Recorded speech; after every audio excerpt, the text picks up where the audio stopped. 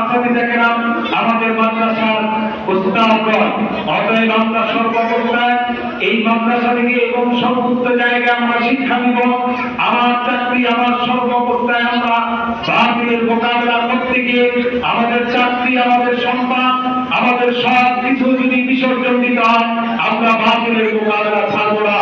কারণ আমাদেরকে শিক্ষা দিয়েছেন মুফতি ফজলুল্লাহ কামিনী রহমাতুল্লাহ আলাইহি, শাইখুল হাদিস আল্লামা আব্দুল্লাহ রহমাতুল্লাহ আলাইহি, আল্লামা শাহ শফি রহমাতুল্লাহ আলাইহি, বাংলার বাদ আল্লামা আব্দুল্লাহ সাহেব, মুফতি ফয়জুল করিম কাসিমি দামাত বরকাতুহু সহ তারা আমাদেরকে শিক্ষা দিয়েছেন বাতিলের মোকাবেলা করতে গিয়ে কিভাবে অন্যায়গুলো, আওয়ামী লীগের দুঃশাসন তারা সহ্য করেছেন, অন্যায়ের পর অন্যায়, জুলুমের পর জুলুম তারা সহ্য করতে বাতিলের মোকাবেলা তারা করেছেন।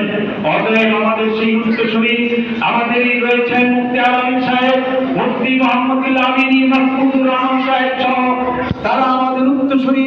তারাও আমাদেরকে অনুপ্রেরণা, সাহস এবং হিম্মত দিয়ে শিখিয়েছেন কিভাবে বাতিলের মোকাবেলা করতে হয়। অতএব আমরা এই মাদ্রাসা থেকে, এই শিক্ষা প্রতিষ্ঠান থেকে শিখব বাতিলের মোকাবেলা কি করতে হয়, সত্যকে কিভাবে উন্মোচন করতে হয়, বলতে হয়।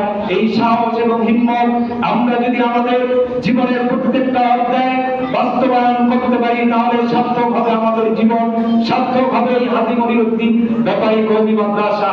এই বলে আমি আমার সংক্ষিপ্ত আলোচনা শেষ করছি। ওয়া আখিরু দাওয়ানা আলহামদুলিল্লাহি রাব্বিল আলামিন।